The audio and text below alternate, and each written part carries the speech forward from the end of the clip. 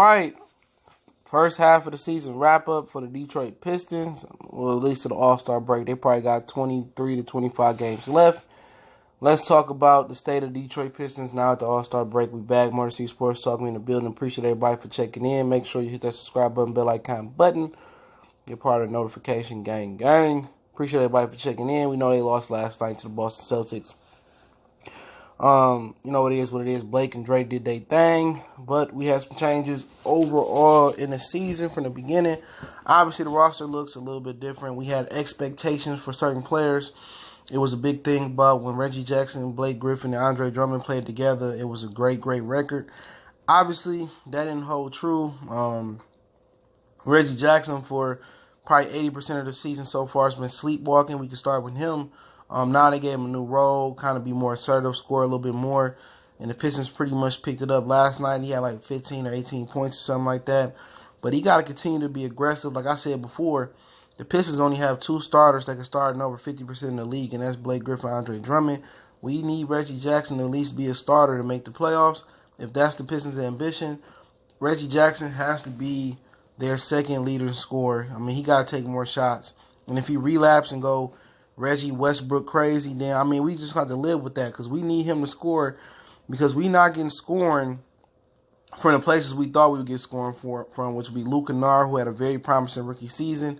I was impressed. It kind of made me fall back off to the Donovan Mitchell situation. But his rookie season, he was getting to where he wanted to get to spots on the floor, especially in a half-court game, pulling up at the elbow, hitting shots, getting to the bucket, scoring. He was putting up. His jumper looks super sweet. And I don't know if he ever recovered from, I think it was a knee injury, whatever injury he had this year. I don't think he really recovered from it. I think they rushed him back, and I just don't think he 100%. So you know what? I'm not going to really drag Luke Kennard under the bus. His third year, I think, is going to be a make-or-break year for him. Obviously, the Pistons refused to put him in a trade for Mike Conley, and they must still believe in him, and it must be that he's still injured.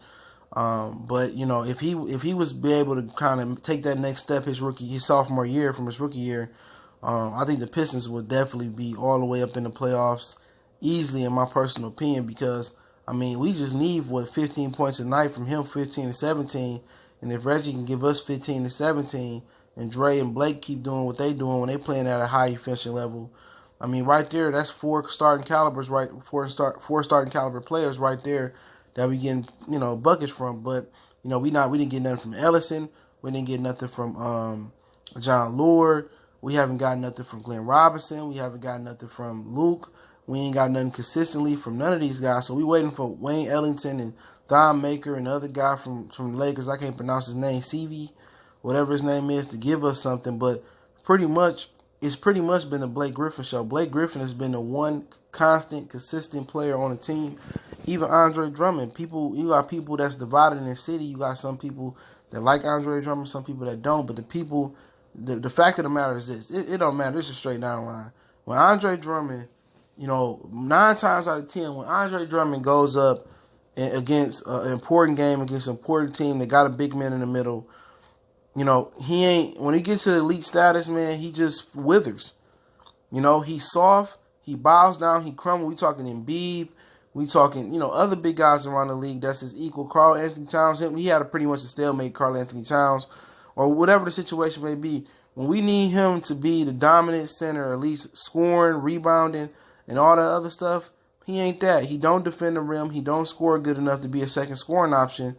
So really, that's why the Memphis Grizzlies didn't want him. The Pistons offered him to Memphis. Nobody wanted him because he don't do nothing great except for rebound. He don't score great. You know what I'm saying? He don't defend great. So really, I mean, it is what it is, man. In some games, he looked like, man, this dude is a top 10, top 5 center. In other games, it's like, man, what the fuck? Where was he at tonight? You notice the dude from the Knicks got off on him one time. The Robinson cat, whatever his name is, with the Wizards got off on him.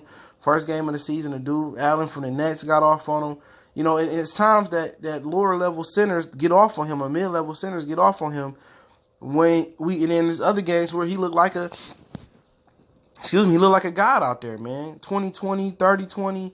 It's just like, at this point, for Andre Drummond, it's the consistency. It's time to be consistent. Blake Griffin is as consistent as it's going to get in this league. What he doing this season, he's consistent. We know night in and night out what you get from Blake Griffin. Nobody on this team other than Blake Griffin, you know, is going to get in and night out. Andre Drummond, you don't know. He might have a game, a 3 or 4, 5, 7 game stretch where you're like, damn, you know, this dude look like he look like what we need. And then you'll have another 20 games of the season, he won't show the fuck up. Inconsistent. Reggie Jackson, he had a nice little stretch. Inconsistent. You know what I'm saying? With his 6'5" and his build, he should be dominating point guards on the block, posting them up. He should be really putting point guards on his hip, finishing at the basket. He should be able to have a nice little step back. His game should be more well-rounded than what it is physically. But, you know, it is what it is. You know, if I had to kind of just cap this up, it's Blake Griffin in them. You know, that's what it is. Blake Griffin in them. You know, we don't have talent depth. We don't. We have 2 starters, once again, that can start on 50% of the NBA teams. 2 starters, that's it. Over 50%, excuse me.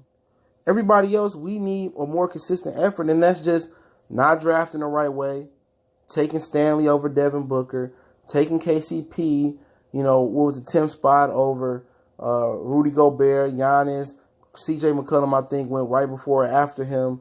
You know, not taking Klay Thompson. I think it was Andre Drummond or Greg Monroe with Klay Thompson. I can't really remember. You know, it's just like we just got misses. Like, you know, and that's one of my reasons why I say the Pistons should just tank, because it eliminates the fact that I have to go through the draft with a fine-tooth comb and really pick these prospects out. Now, if I'm in the top 5 or top 7, you know, I don't really have to really go, you know, do deep scouting. I know the 5 best prospects out there. May it be Zion, RJ Barrett, Cam Reddish, John Morant, some international star. I don't know who, Bola, who these guys out here. I know, okay, I got 5 premier talents right here. You know what? It ain't about position. I need the best talent available. We know we need guards. We know we need depth.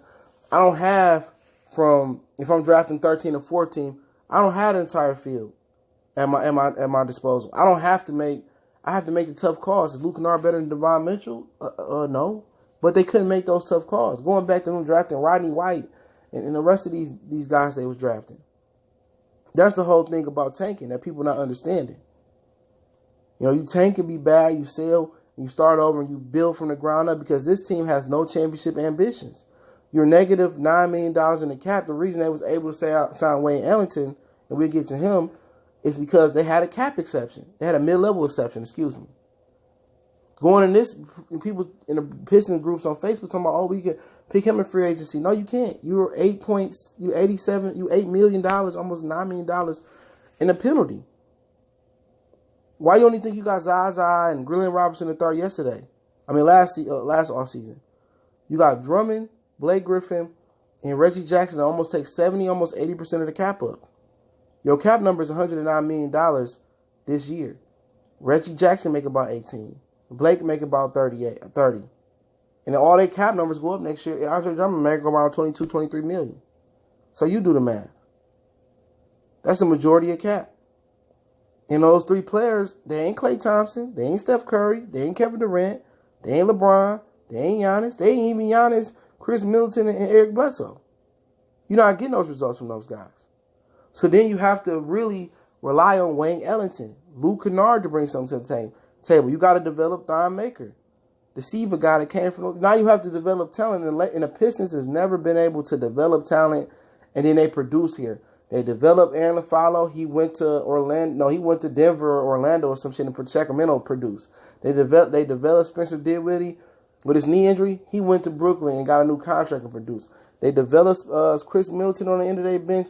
He went to Milwaukee, became an all-star. They develop. They just don't give young players a chance. And I think that's one of the reasons they're scared to tank, because they don't want to put young players out there. For whatever reason, the Pistons have historically failed to let young players go out there and blossom. That's one of the reasons that Darko Milicic didn't develop. They hurt his confidence. Hey, you go out there and get Darko 20 minutes a game, he ain't going to hurt shit.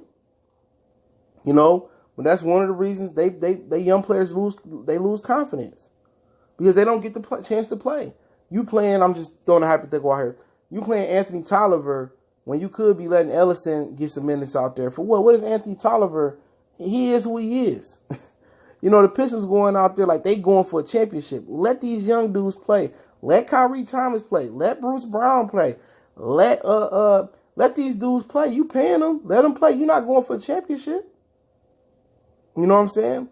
But that's always been the Pistons' problem. They stop at the gate. They don't want to really develop young talent. But we talk about Wayne Ellington. He hit some shots last night. You know what I'm saying? He going to just hit his shots. Do what he been doing his whole career. Hit your threes. He ain't going to come out there and be nothing special. People say, this is the best free agent we got in years. Hey, man, slow it down. He just got to go out there and hit his open shots. When Blake penetrate and Dre kick it out and Reggie kick it out and swing it to him, hey, he got to hit them threes, man. At least 43% clip. He hit his threes, that's going to help a lot. Luke Kennard get healthy at the wing. He hit his threes, that's going to help a lot. Don Maker hit his shots. We just need a lot of shooting. We need help. And we not getting help from the people that we paying. Dre's not helping on a night-to-night basis and putting the ball in the hole. That's the number one rule in basketball. Put the ball in the hole. Second rule, stop the ball from being put in the hole. So you paying him superstar, all-star type money. He can't score. He can't create his own shot. He get his shots off putbacks. He can't post up and get a bucket. Blake Griffin, you asking him to be the point forward, and handle the rock, score, and do everything. He averaging 4 turnovers a day. He need a guard that assists him and Andre Drummond and set them up for easy buckets. But then again, you go back to the Mike Conley situation and say, we could have got Mike Conley.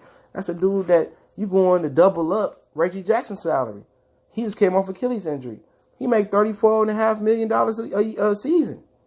So then who else you going to go? If Mike Conley don't get you over the hump to at least to the second and third round, you overpaid for Mike Conley. He 31 years old with Achilles injury, be 32 probably next season. Then what? You just put yourself back in the financial hole again. And you traded away a draft pick, so ain't no help coming again. So people don't understand that. People just trying to put the playoffs. This ain't the Lions. Anything can happen in a 7-game series. The best team, 99.9% time of the time, barring injury, the best team is going to win a best of 7-game series. People just want to be content with the Pistons making the playoffs and say we got a winner. No, they're not. They're in the Eastern Conference. They're going to get swept. So we don't get swept and what? Have another middle of the round draft pick? Take another guy over a guy that's probably going to be an all-star superstar? No, you want to be a terrible team. You don't want to be a fringe 8th, 9th, 10th seed in the NBA. You don't want to be a 7th, 6th, 7th, 8th seed in the NBA. You want to be 5 or better. You don't want to be 6th, 7th, 8th in the NBA. You want to have a chance to win the lottery. You want to have a chance to get an elite prospect and build from the ground up. But once again, hey, they're going to continue to pay these dudes all this money. And guess what? It's not going to work. If everybody content with making the 8th spot, for what? That's the worst position in basketball. I'd rather be the Phoenix fucking Suns and the New York Knicks with an opportunity to cash in with an elite level prospect. I'd rather be them. I want to be the Pistons. Because guess what? You can tell when the Pistons are going to come back. When people start going downtown and watch them. And everybody going to scream, oh, man, I support the Pistons. Where you at then? Why the motherfuckers so empty? Why y'all ain't down there spending y'all money? Because the Pistons suck. They not going nowhere. Only time that joint fill up is when LeBron or Kobe gone. LeBron or Golden State come. That's just what it is. That's just what it is. Let's just keep it a buck. Let's keep it 100. Let's put it in perspective. We already know what it is, man. This team ain't going nowhere because they don't have a cap and they don't develop talent. So if Luke Kennard and Thon Maker somehow develop and really become a great player or really good players or possibly great players, then you got something.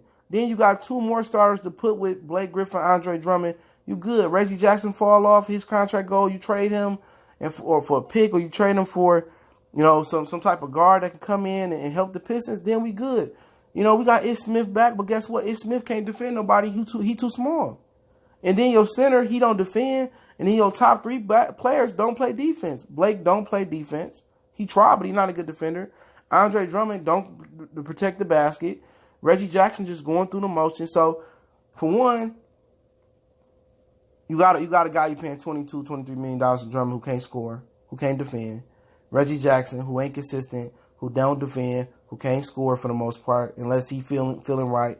You got Blake Griffin, who great deep offensively, but don't defend. You got Luke Kennard, who can't defend. We got Wayne Ellington, who can shoot, but he ain't gonna be the answer.